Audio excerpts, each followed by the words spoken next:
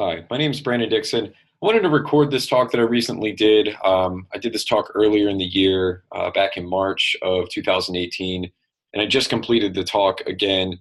And what I like about this talk is that it goes through and really looks at how data can be leveraged to identify state actor infrastructure.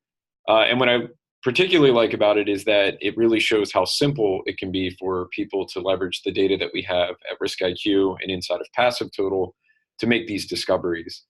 So this is a presentation that naturally evolves quite often because there's news stories that come out, there's new actors that are discovered, there's new infrastructure that's associated with old open source material.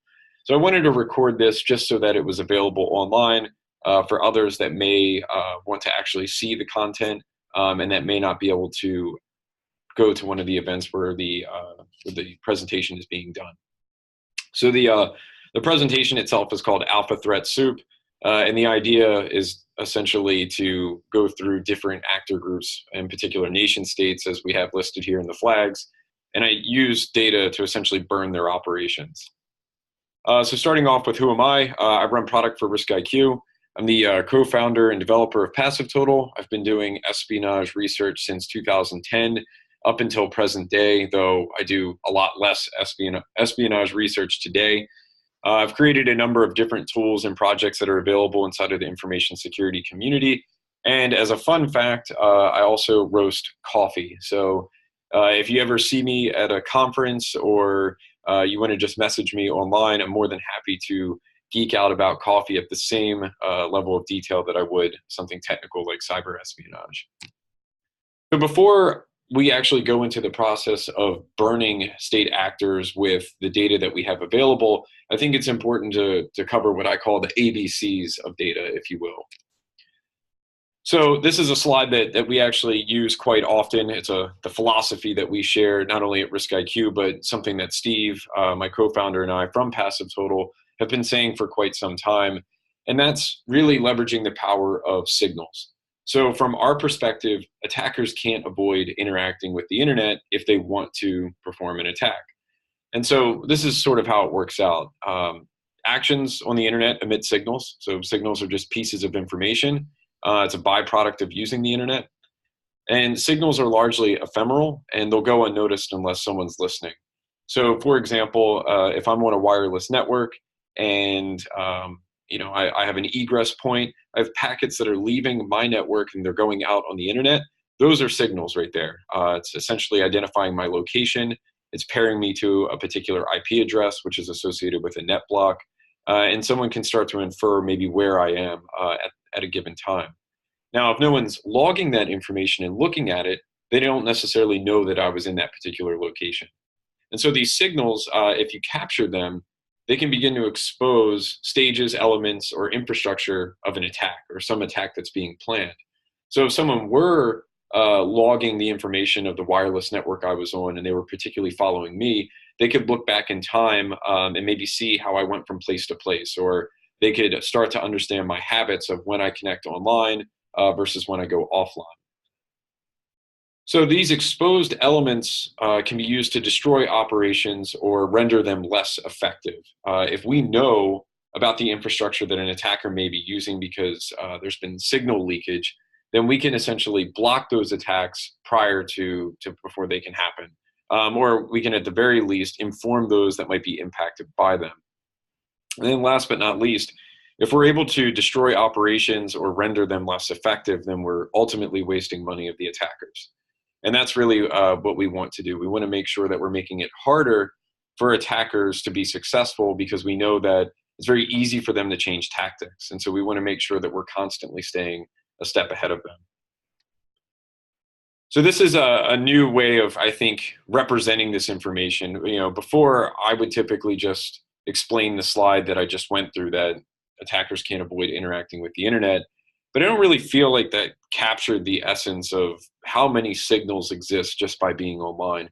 So I wanted to show this example and kind of walk through, the typical Alice and Bob situation. In this particular case, Alice is going to be our malicious actor, and Bob on the right-hand side is going to be the victim. And below, as we kind of walk through these diagrams, we'll show how we're collecting signals. So Alice has a presence online. She's based out of Brazil. Bob has a presence online. He's based out of Canada. In the middle, we just have our internet, if you will, of how these two people are connected. And so right away, just simply having that presence online, the signals that we're starting to get are things like IP addresses, net blocks, autonomous systems, internet service providers, etc. And so let's imagine that Alice is actually going to go through the process of constructing a phishing email to send to Bob. So once she does that, we have all of a sudden signals related to the email provider, the email subject, the email body, whether or not there's an attachment. There's going to be some headers that are created just from sending the email out on the internet. There's going to be some sort of language that Alice is constructing the email in, or the browser in which she's using. There's going to be an email date and timestamp of when she actually went and did this. And so again, keeping up with this concept of signals, Alice hasn't even sent the phishing email yet we have a lot of information that we could leverage to start stopping the attack or making it less successful. Now, we also have to recognize here, we may not have insight into Alice's computer or Alice's email account, but the point is that by virtue of her doing anything online, these are the signals that are being created, and they're likely being stored somewhere. We just may not always have access to them. So once Alice starts to send that email and it's going through the internet, we're going to get even more signals. We're going to get transit IP addresses, transit network blocks, transit times. So understanding how the different networks get used, how fast they transfer. We're going to see the autonomous systems that that help route this email and ultimately send it over to Bob. So once Bob receives that email, then we have things like the read date time, a read notification that may be generated depending on if Alice had set that, host operating system details in the event that Bob clicks a link or does something to interact with the message. Maybe it's an HTML email where it reaches out on the internet to get images or other details. So we might even get Bob's particular location, his IP address being sent back to Alice in this case. So this is a very simple toy example, but I think it really illustrates the concept here that sending an email is not just sending an email. When we're dealing with an investigation, we naturally want to get a copy of that email, but that's not the only thing we should be paying attention to. There's all these other signals that are potentially at our disposal or could be at our disposal, depending on how we're logging inside of our network or the partnerships that we've forged or the external data resources that we're leveraging to really crack open this investigation, to really identify who might be performing the attack. So in order for us to really get these signals and put them at our disposal, we need to have a way of collecting them. And so that's where RiskIQ does a heavy amount of its business. So we have three different core collection capabilities. The first being our global proxy network. So we have hundreds of rotating proxies across the world. There's a combination of residential, commercial, and mobile egress points. So we're not simply just spinning up VPSs in popular services. We're literally going and setting up egress points out through that residential space. We're partnering up with certain internet service providers to use that space. We're also purchasing multiple different mobile plans and then egressing out through them. And what's nice about this global proxy network is it's not something as simply meant for egress. It's also how we go and tell our crawlers and other technologies like where to go. So it's very configurable. It allows us to emulate specific behaviors or actions that we know might put us in a more vulnerable state. It might give us the information that we'd like. We also do internet scanning. So we conduct routine internet scans on a regular basis across the entire IPv4 space. And when we do this, we're gathering interesting information. We're looking for the host of which it is that we're hitting, that IP address. We're looking at the first time that we saw it, the last time that we saw it. We're collecting additional metadata. We're also doing port scans as well and grabbing service banners. So that is across over 110 ports. And what we're doing there is once we have that port and banner information, we're actually returning that and associating it back to the host as well. So this is almost a capability similar to Shodan, where we're doing these internet scans and we're keeping all this information around so people can correlate, this particular database port opened up on this host at this particular time, and then it went offline. So we're able to answer very powerful questions, and while we don't expose it in an interface similar to Shodan, it's information that we leverage on the back end with our algorithms, and it's stuff that we also expose through derivative data sets within tools like PassiveTotal. Finally, from a collection perspective, we have what we call virtual users. They can simply be thought of as web crawlers. So we instrument the Chrome browser to essentially do crawling for us at a ridiculous scale. And these are highly configurable as well. So we're not just talking about, we hesitate to call them just web crawlers because web crawling implies that they're dumb, that they're just crawling the links that exist within a page or they're grabbing content.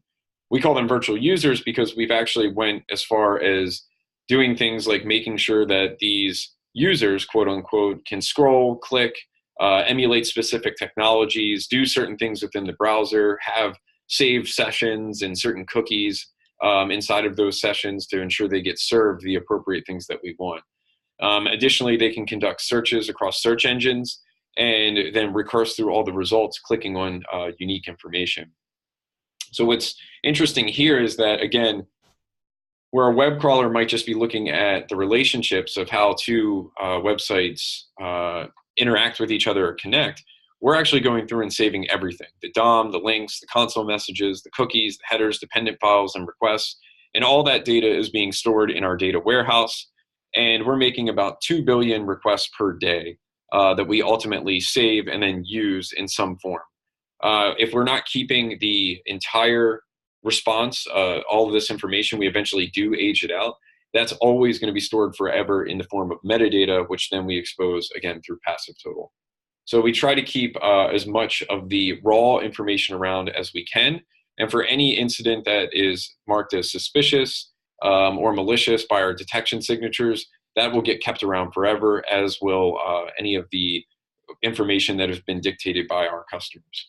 So we have a lot of web-based information, and what's great about that is it allows us to really inform the detection that we have within the business. So we're not just writing signatures blindly, we're able to look back at a sizable corpus and understand how prevalent a particular technology or malicious code is inside of all the data that we have, even if we find it today and it's been around for quite some time. So that's a really powerful tool that we have available to us. So all of these collection mechanisms really give us these following signals at our disposal. So again, I note here the sources of information that we have, and these are the types of data sources that we're going to be working with today inside of this presentation, but it's also a lot of the data sources that are accessible freely through PassiveTotal and then some of our RiskIQ services as well.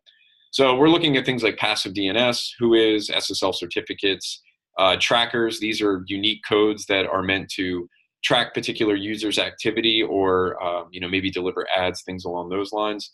Host pairs, so looking at the relationships between two different websites. Host details, so looking at the actual technology components that exist within a particular server infrastructure or web page content. We're looking at cookies, hashes, both good and bad, open source intelligence, all the DOM information, the header information, both the request and the response, console logs, and then finally open ports.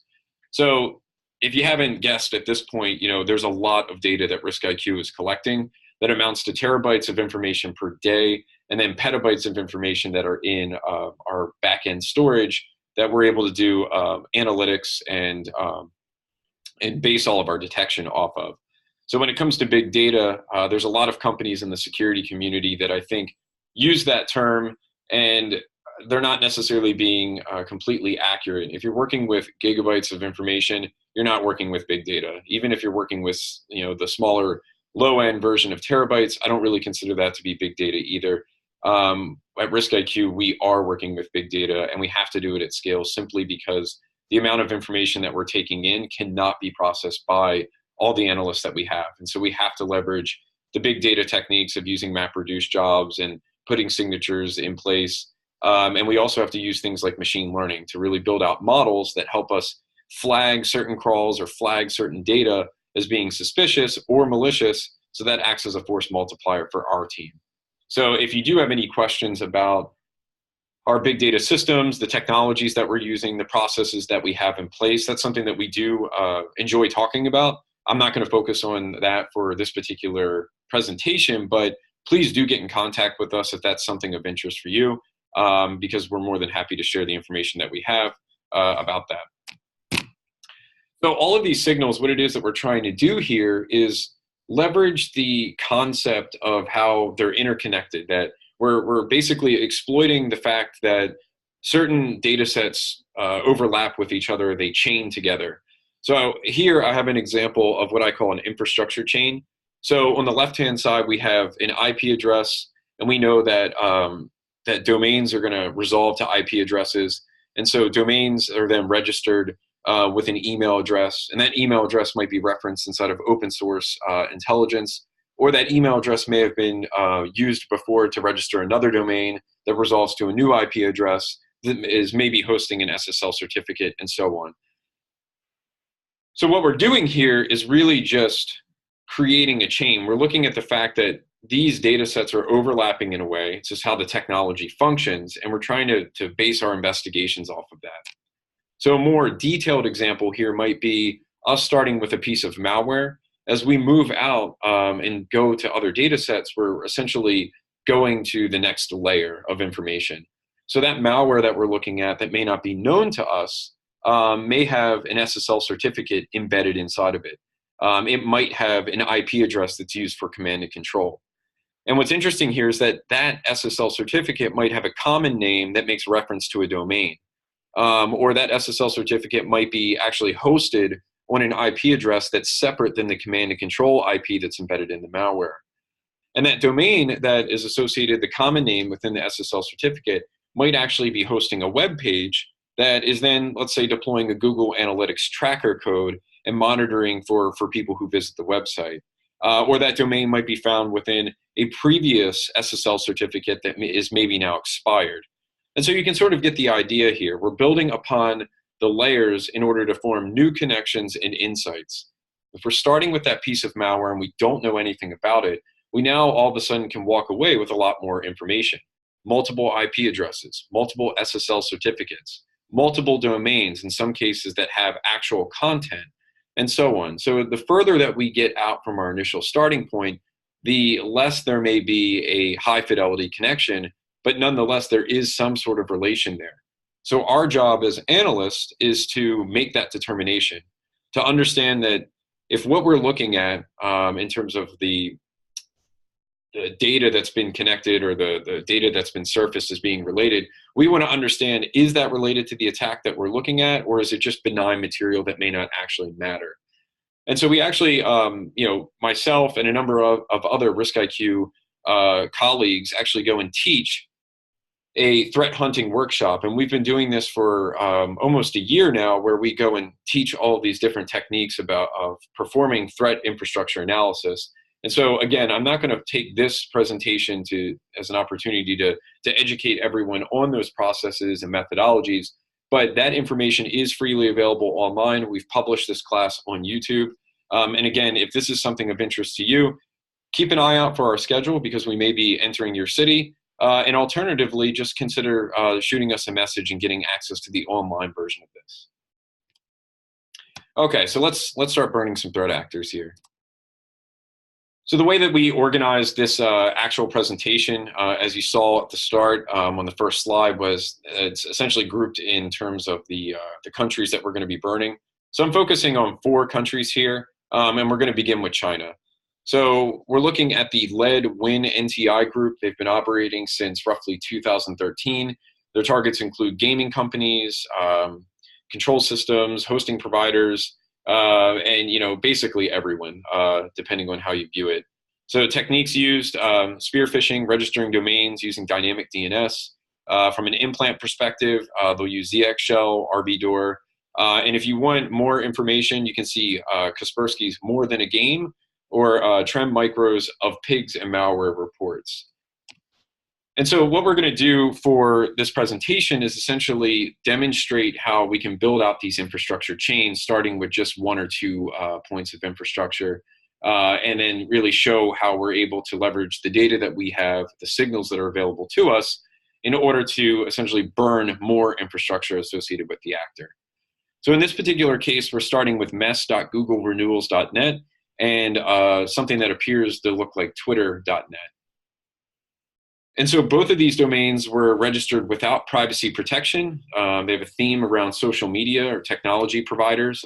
They look like they're some sort of typo squat domain or meant to mimic a legitimate service. And what we observed was some pretty lively infrastructure. So they changed infrastructure a lot. They moved around. And there was a number of unique subdomains following that core theme of media. And so that was particularly interesting. So we can see here, this is a Maltego chart that we have. I find these to be sometimes helpful in representing the layers that I was speaking out before and how we show our infrastructure chains. So at the top, we have that mess.googlerenewals.net. And at that layer 2, what we have initially is using passive DNS, we have the IP addresses in which that mess.googlerenewals.net has seen resolving to. And then we have the black icons here, which is some selective details from the whois information. So a unique email address that we can pivot off of, and then a phone number from that whois record as well. If we go down one more layer to layer 3, we can see that the googlerenewals.net, we have that connection over to the phone number that begins with 6842. We go down to the bottom here and we can see that there's an arrow actually going not only to googlerenewals.net as one would expect, but also googlebuilder.net as well. And so what's interesting here is we have that known piece of infrastructure, mess.googlerenewals.net, and now we're identifying googlebuilder.net, news.googlesoftservice.net. We're seeing, potential references to 365, OKPay 365, some Dogecoin that may not necessarily be related. But I think what's important here is just seeing, from an analyst perspective, starting with that known point and now ending up with a couple other domains that may be related to this particular threat actor, mainly the ones that mention Google inside of it. If we go over to that Twitter typo squat, we again can leverage some of the same data that's available to us. In this particular case, we're only showing the whois information. And so we can see here that we have a phone number again, and then a unique looking email address. And the domains associated with the email address don't necessarily appear to fit the theme of social media. We see a porn-based one, luckyhairs.com, findtofine.com. But if we do look at the phone number connection, we can see facebooknavigation.com, which becomes pretty interesting. So we have Twitter, Facebook, and now Google that have been mentioned. And I think what's interesting about this particular group, I recognize this chart is pretty hard to see, is that on the left-hand side, we have infrastructure that's sort of known and available to us. We had recognized this before. It was considered old. And then on the right-hand side of the chart, there was new infrastructure that we saw being leveraged inside of attacks. And so what's interesting here to note, I circled that starting point of our mess.googlesoftservice.net. We can see here that IP address that I'm pointing out to essentially connects the old with the new. That if I didn't know anything about this googlesoftservice.com or .net, now all of a sudden recognize that it's associated with all this previously known bad infrastructure that was used potentially years ago. And that means anything that's related to the right-hand side, this quote-unquote new infrastructure, becomes suspect as well. So if I'm an analyst and I'm looking to defend my business and maybe I saw one of these domains on my infrastructure or in my logs, I now have all of this information available to me that I could block it. I could start looking on the network to see if any of these other domains or IP addresses are available to me. And if I want to become proactive, I could start monitoring all of this information and identify when any other change takes place. And so what's happened here is that the actor has essentially reused one IP address that they had previously leveraged in attacks and now connects to all of the new infrastructure that they registered, effectively rendering it useless. So here's the BURM report. We started off with those 2 domains, and what we end up with at the second layer is 18 IP addresses, 2 whois emails, 2 phone numbers, 14 subdomains, 15 hashes associated with malware, and then 2 open source intelligence reports on an actor known as Lead, Casper, or WinNTI. So again, another valuable point here. If I'm starting off with those 2 domains and I know nothing about them, they're completely foreign to me. All I know is that they seem a little bit suspicious because they're a typo squat. Performing that threat infrastructure analysis and looking at that immediate connections that exist with the data we have available, I'm now a bit more informed. I recognize that this might be a Chinese actor that I need to pay more attention to. If we move down to the next layer here, we end up with close to 40 domains, another whois email, 40 IP addresses, 50 hashes, another whois phone, and another email here.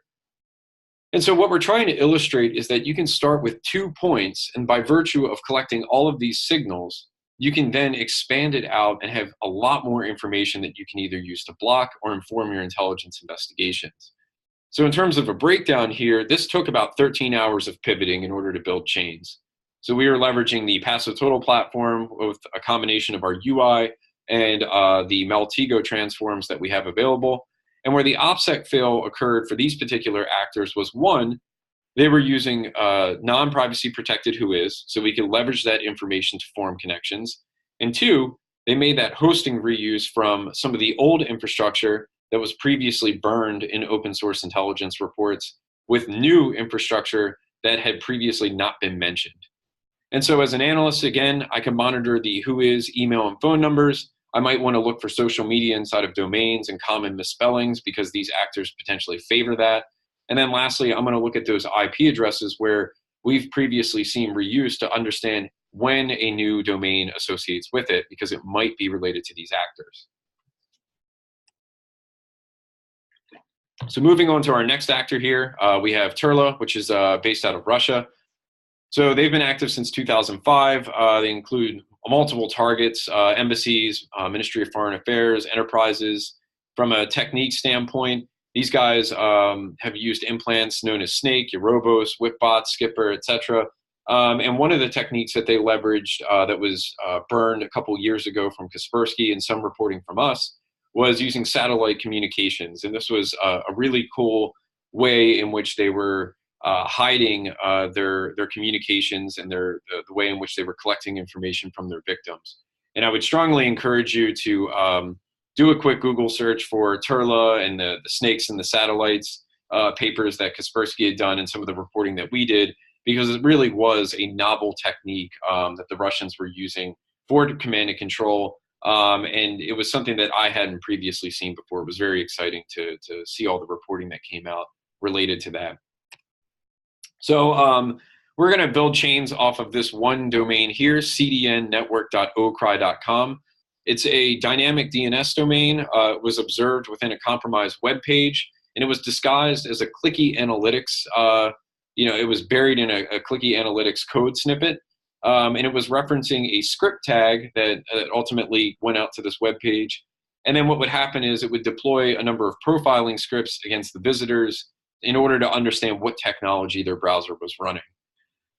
So here at the bottom of the slide, I have a number of green looking browsers. Those are the good websites that have been compromised. We can see the script reference here with the clicky ID that then reaches out to our bad website, cdnnetwork.ocry.com.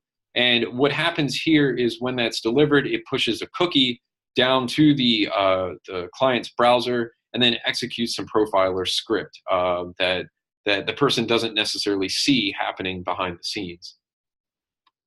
And so what was particularly interesting about these actors is that we understood that there was one web page that was compromised, and it was leveraging that CDN OCRY. And you can see here that I've circled that with the green outer link. And essentially what we were able to identify was a number of interesting things about this infrastructure. One, there was that clicky ID. So the clicky ID itself was very unique. It was a unique tracker ID that was not in any way useful for the attack, but it was meant to obfuscate the malicious code that had been injected into the web page. So unbeknownst to the Russians who were conducting the attack, That clicky ID allowed them to sort of blend into the page, but they didn't realize it was a point of correlation for us, since we're doing all this web crawling and saving the information and extracting these IDs out. We were all of a sudden able to make a pretty strong correlation. So what you can see here in this graph, and I recognize it's not completely readable, is the green computer screen or www icons are essentially compromised web pages. And we have noted here the clicky ID, and you can see a number of compromised web pages all pointing to that clicky ID. And then you can see two different Google Analytics IDs that are showing up here as well. And a lot of the compromised web pages were pointing to them. Now, at the bottom of the screen on the right-hand side, you see that note towards a cookie. In this particular case, that was that cookie I talked about where their malicious code was setting it in order to make sure that they don't deliver the same malicious payload over and over. Well, when they decided to mint that cookie, they named it something very unique. A common cookie name that we see deployed with web applications is PHP sesh ID. In this particular case, the Russians were using the cookie name PNP sesh ID. And the idea, I think, from my perspective as an analyst, was that they were trying to use a cookie name that wasn't already leveraged, and they wanted it to blend in. That if you look at an H and an N, both uppercase, they can easily be mistaken for being the same thing. And so what was interesting here was we had multiple points of correlation that allow us to discover more infrastructure. So we had our Google Analytics IDs that gave us more compromised web pages. We had our clicky ID that gave us more compromised web pages. And then we had our cookie, which we knew was associated with the malicious infrastructure. And we were able to identify a number of other malicious domains that the Russians would swap out over time to deliver that cookie to the compromised pages. And so this was a really cool case where we were able to monitor a number of different points that were what I would consider non-traditional in order to unearth the information about this particular campaign. And so looking at the Berm report here, we started off with that one domain, and at that layer 2, we were able to identify 2 IP addresses, 10 potential malware hashes, 9 host references, and 4 host details. So those 9 host references were the initial compromised pages that we stumbled upon. Going out a second layer, we were able to broaden that host reference to 35 compromised web pages, 8 malicious domains, 3 analytic accounts, and 1 cookie name, all of which tied back to the Russian actors in some form. And so the breakdown here, unlike our Chinese example that we started off with, where that only took a couple of hours, this was an investigation that really spanned over a year's worth of tracking these guys. And so our initial starting point was just that CDN outcry, observing the cookie and seeing a handful of compromised web pages. Over time, as more reporting came out on these malicious actors, we were able to see how the Russians essentially got rid of that old infrastructure that was reported on or essentially burned, and how they swapped over to new infrastructure. So while we didn't necessarily know what infrastructure they were going to use, once they started using it and our crawlers observed the cookie association, we were able to correlate that back. And so the OPSEC fail here was they made a deviation from dynamic DNS, which was their initial outcry domain, to starting to actually register their own domains, which made it harder for them to hide amongst all of the other information within dynamic DNS. They reused that cookie name of PMP session ID, and then they reused a number of trackers that we later found out that was their way of blending in. So the Google Analytics accounts were their first instantiation of that, and then they later moved over to the clicky ID reference to obfuscate their code. And so as analysts, we were able to monitor those cookie names. We were able to look at the compromised web pages, and we could identify cases where those compromised web pages were all of a sudden referencing a new domain that we had not previously seen, and we can inspect that. And then we were also able to look at the analytic IDs in order to understand new compromises that were potentially taking place here. So this was a really cool example of following what is a very advanced actor and has demonstrated pretty advanced capabilities. And we were able to present just as equally advanced correlation techniques using the using almost the advanced techniques against them. So the fact that they deployed a cookie, the fact that they were trying to hide using trackers and analytical codes was the same reason why we were able to find them and maintain access to seeing what they were doing. So there's some bonus material here because these actors naturally have not stopped their operations simply because someone blogged about them. And what I like about this particular example is that we're leveraging content that was previously mentioned in open source intelligence. So I had mentioned before that these actors had leveraged satellites for command and control. Well, one of those satellite IP addresses that you can see here, 81.199.160.11, was something that we continued to monitor even after the operation went dark. In other words, it appeared that they stopped using this particular infrastructure or maybe even this technique. So we lost tracking of these actors using the initial SSL certificates and IP addresses that we had previously seen. But what was interesting is that this particular IP address, just this one, started showing references to cars.com. And so what we were seeing inside of the PassiveTotal platform when you ran a query for this IP address was that this IP was seen deploying cookies. It was seen referencing material from the cars.com webpage. And so what was really interesting here was that we identified cars.com as showing up on a number of dynamic DNS domains. And apparently these actors had copied cars.com to put on their servers as sort of a decoy page or a parking page. And they forgot to, again, remove those unique tracking codes. So we can see here down in the bottom example, we have our satellite provider where that's where our IP address is based out of. And we can see that it's referencing through passive DNS, some malicious infrastructure. And then we can identify a case where that IP address was referencing HTML content, and that's our cars.com material. And within cars.com, we have an optimizely ID that if we pivot on that, we identify more malicious domains, and we're then able to correlate back to the Russian operations. And so this is an example that was live as of just a couple days ago. So it's this dixito.ml. And we can see here that it's running a non-secure website, or it's marked as non-secure inside of Chrome. And if I look at the source on the right-hand side, you can see that optimizely ID that I mentioned. So that's just one point that we can correlate off of. Again, the virtual users are essentially downloading everything from cars.com. So we not only get the optimizely ID, we get any other ID that's available on the web page as well. But we found that the optimizely ID was a strong point of correlation that really brought together all of the domains.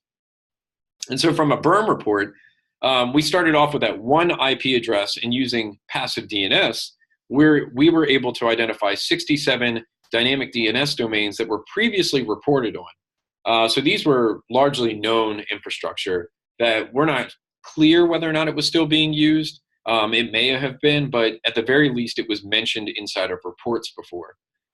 We identified 6 trackers, 1 SSL certificate, and then 63 cookies. Now, the infrastructure that we saw there was mostly just associated with the legitimate cars.com webpage material. But what was interesting, again, was that optimizely ID found inside of the cars.com webpage. And if we were able to pivot on that, at that next layer, we now all of a sudden assembled a lot more infrastructure.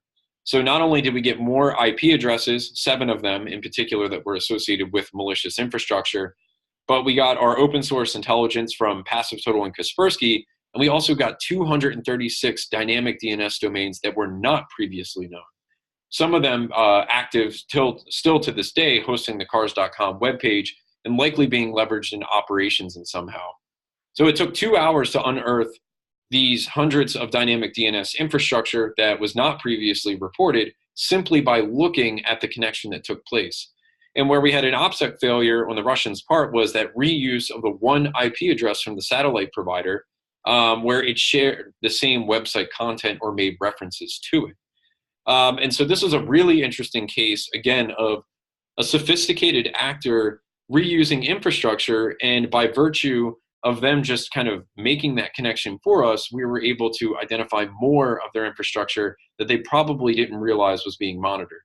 So that one previous connection to the old infrastructure netted us a whole bunch of new infrastructure that we can now block or completely eliminate. So there was tons of monitoring potential here. Not only could we look at cars.com, but we now had 236 other domains that we can monitor, which then equally had a number of different IP addresses that it was going to be resolving to. And so over time, we could continue to monitor this as new domains got associated or new IP addresses got generated. We could identify whether or not it was associated with the malicious actor. So this is Vietnam, one of my favorite actors here, just in terms of complexity and how they go about delivering some of their profiling scripts and how they deliver and target malware. These actors are particularly advanced, typically target Asian or APAC, the APAC region. Some of their TTPs, if you will, were compromising web pages, redirecting to certain traffic to what I call first level collectors. And then using a complex payload delivery process. So leveraging cookies similar to what the Russians did to sort of track users and track state for their malicious code. And if you want to identify more material about these actors, FireEye has content related to APT32, and there's some reports around that. And then I also believe that the actor also is associated with Temp Periscope as well. And so also worth checking out them. And so again, building, keeping up with the theme here, let's build out some chains. We had health-ray-id.com. This was a registered domain. It was privacy protected. So from a whois perspective, there wasn't a lot of information I could glean from that. There was no shared overlap via passive DNS. We had only observed one IP address associated with this domain. However, there were several connections to content delivery network and ad service typo squat domains. And we were able to identify that through our virtual users who had crawled these pages and then gotten redirected to this health-ray-id.com. So there was also a number of extensive connections with legitimate web pages that had years of history referencing these redirectors and this health-ray-id.com as well. And so how we initially got tipped off to this infrastructure was reporting from Velexity in early 2017, where they really detailed all of the components for these actors and started to outline some of the pages that had been compromised and really debuted this particular actor group in a more public way. And so in the bottom right of the slide here, I have, again, sort of the visual, if you will, of a compromised web page that has a script reference out to one of these first layer redirectors, which then redirects over to health-ray.id.com, deploys a cookie, and then ultimately sets the stage for delivering some profile scripts that collect information about the user's browser and then send it back up to to one of the command and controls to help the attackers identify whether or not they want to target that particular person. And so this, again, is another Maltego example here, where in the center we have our starting point, and on the outer periphery of that, we have our number of redirectors. So you can see things like ad.addthis.org, where ad is misspelled. We can see widgetapi.com, jQuery, click, double click that's misspelled, Google users content, which is a typo squat on a legitimate Google domain. And so a lot of typo squatting infrastructure here are first level redirectors, if you will, that's often embedded into the compromised web pages, and then all of them pointing back to our centroid, if you will. And then you can see here that we have a number of websites that are referencing this cookie. So health-ray-id.com is seen deploying that cookie I mentioned with a unique name of Cloudflare-ray-UUID. And what's particularly interesting is that that cookie is very unique. And we can see here that that cookie has been seen being delivered to 78 web pages. And so looking at those 78 web pages, you start to understand what the victims look like for this particular actor group. So we identify human rights activists, Vietnamese bloggers, government websites that have been compromised, and all of them are essentially referencing one of these first level redirectors, then going to health-ray-id.com and deploying this cookie that does the profiling. And so our virtual users were instrumental and really helping us identify all of the connections within this particular group. And so just to give you a frame of how many websites we are looking at here in terms of compromises, this is sort of a zoomed out level, a step up, if you will, where we have our centroid in the middle. We have a number of connectors based off that, and then a number of compromised web pages that are essentially incoming to those first level redirectors. And so you can see here that a majority of what we're looking at is the compromised web pages. So this wasn't a small operation. This was one that was actually fairly large, and these actors had compromised a number of web pages in order to collect and profile the people who were visiting them. So from a burn report, we started off with that one domain, and we were able to, at the surface, identify 2 IP addresses that weren't really valuable to us. Again, not much analytical value, but we had 22 website references. Those were our first level redirectors, and that was extremely helpful in understanding how extensive this operation was. We had our single cookie name, and then we had some open source intelligence through Velexity and some of the work that we had did that followed on afterwards. And what was interesting is if you went to the next layer, you got a lot more information. 33 IP addresses, 150 compromised web pages, more cookie names that we could use that helped us understand how the particular attack was taking place. We had several SSL certificates and then some malware hashes. And so with this group, it took about 5 hours of pivoting off of that initial open source intelligence that we got in order to build out these chains. And from an OPSEC perspective, where we saw these guys fail was a little bit of reuse of infrastructure. They had a single centroid node. That was really one of the downfalls. Again, that health-ray-id.com, because all of the other first level redirectors were redirecting to it, as long as we had that as our starting point, we were able to find every other piece of infrastructure that these bad actors were using and then identify all of the victims associated with it as well. Couple that with the cookie name, and we had a complete investigation where we were able to identify most of the infrastructure that these guys were using to do their malicious attacks.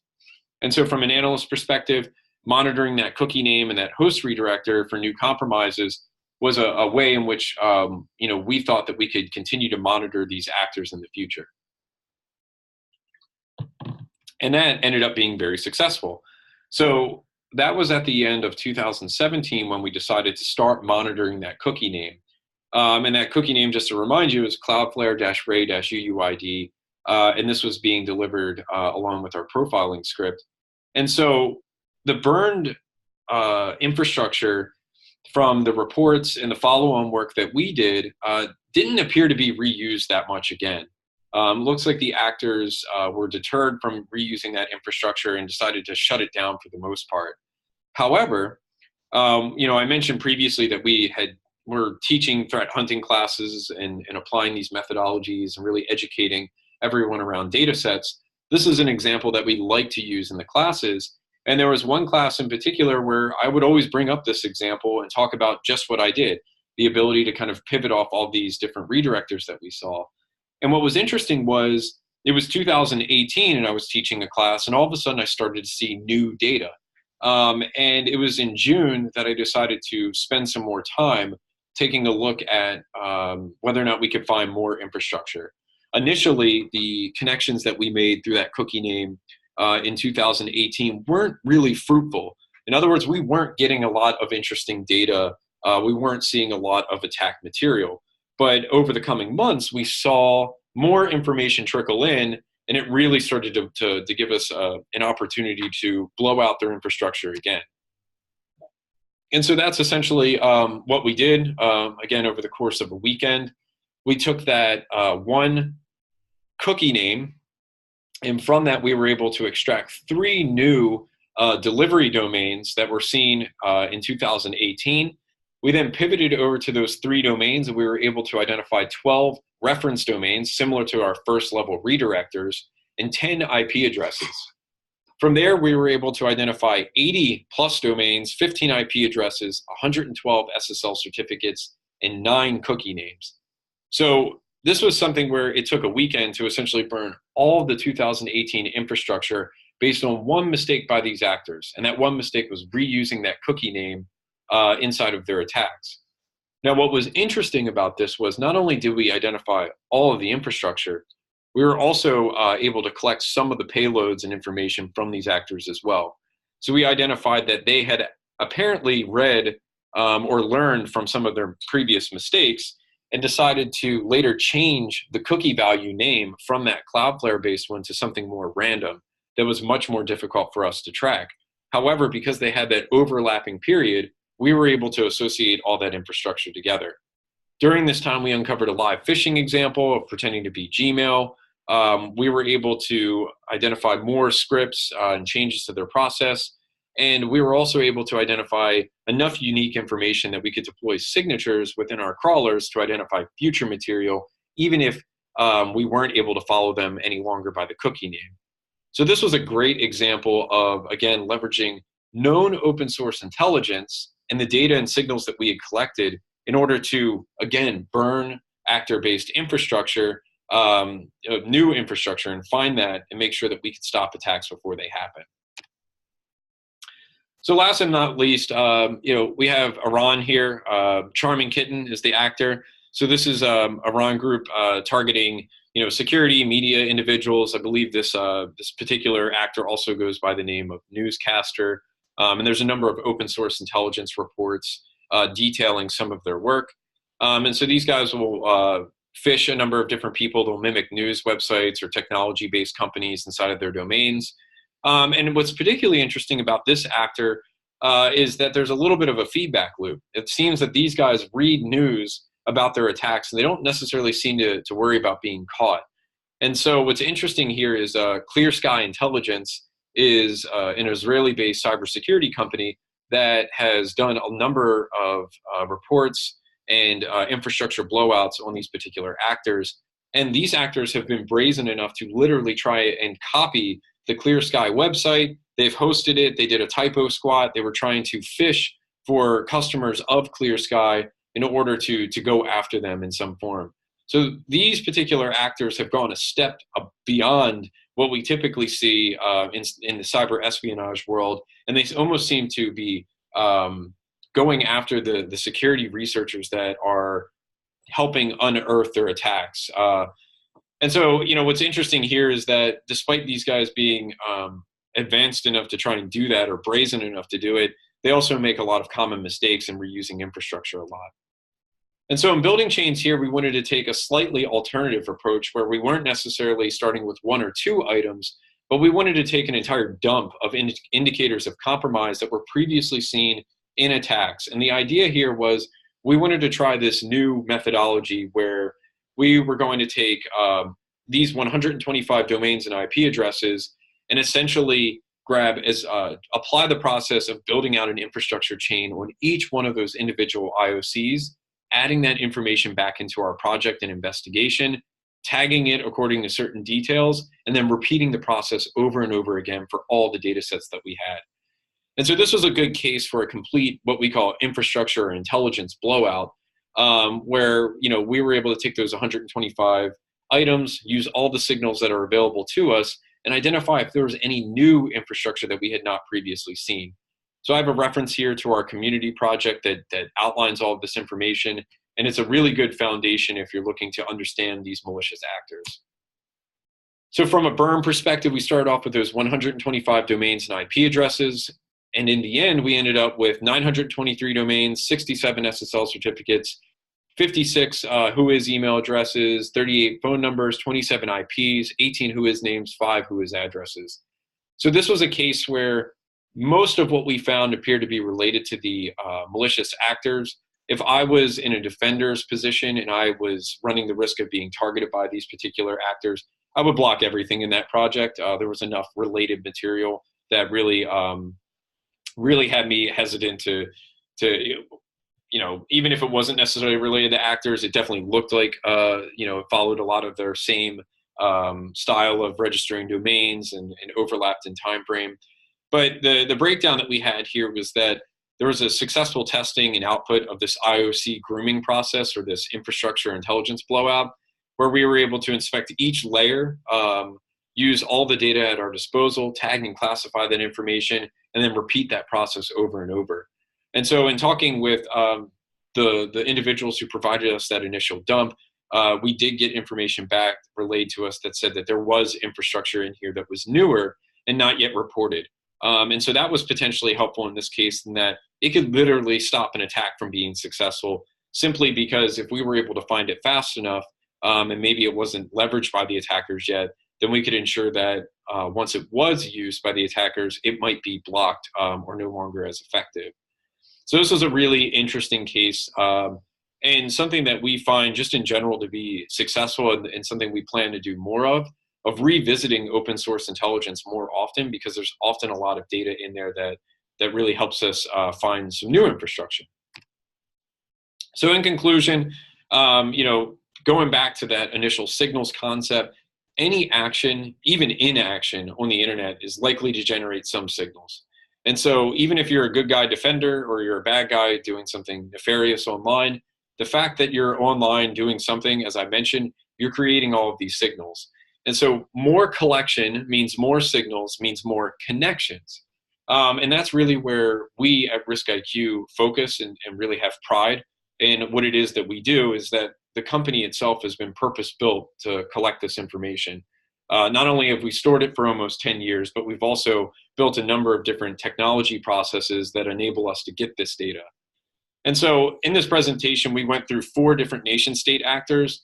And what I like to point out here is that all this information has been something that we've talked about over time. It's not rocket science. It's not incredibly technical. It's something that the average person can do this on their own. And in fact, any person could have taken the open source intelligence that we had and used our platform to make the same conclusions that we did. And so I think it's really important here, and I can't overstate this enough, that you should not be ignoring open source intelligence. And you always want to be revisiting investigations that you had previously did, simply because it might net you something new. In the case of Turla and the case of Ocean Lotus, both of those follow-on materials that helped us unearth 2018-based infrastructure, sometimes present-day infrastructure, were simply found because of that open source intelligence. And then had we not revisited that information, we would have never identified those new attacks that were going on, and we wouldn't have been as effective in defending businesses from those particular actors. So as analysts, we need to make sure that we're revisiting that open source intelligence, and that we're also revisiting the investigations that we have, even if we're not publishing them out to the greater web. So typically here I would take questions, but in this particular case, I'm recording this session. So as 2 plugs, one, we work with civil society a lot. And so if you know a nonprofit, non-governmental organization or journalists who are targeted, encourage them to kind of check out blockade.io.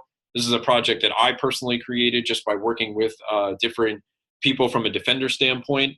And then, on the other side of that, from the business standpoint, if you want to access our data sources and perform your own investigations, or simply reproduce the investigations I talked about today, you can register for free at community.riskiq.com. And every account comes with free queries that reset on a daily basis. So even if you're not looking to spend money with us, we wanted to make sure that you still get value out of our platform. And so if you have any questions about this, feel free to send me a message and an email directly, and I'm happy to take any of the questions that you might have. And so if you've made it this far in the presentation, I appreciate you listening. I hope it was valuable. And what's great about this particular talk is that it's something that we plan to revisit on a regular basis. I don't particularly like delivering technical talks at conferences and doing the same material over and over. So I think this is a good example where we're able to take infrastructure that exists today, or open source intelligence that exists today, and really expand upon that and build it out, and use those as examples, so that every time we deliver this talk, there might be something new, or something where we can show that the presentation has evolved in some form. So again, thanks for watching this. I hope it was valuable. If you have any questions or comments, please feel free to leave comments on the YouTube video, or send me an email directly. Thank you.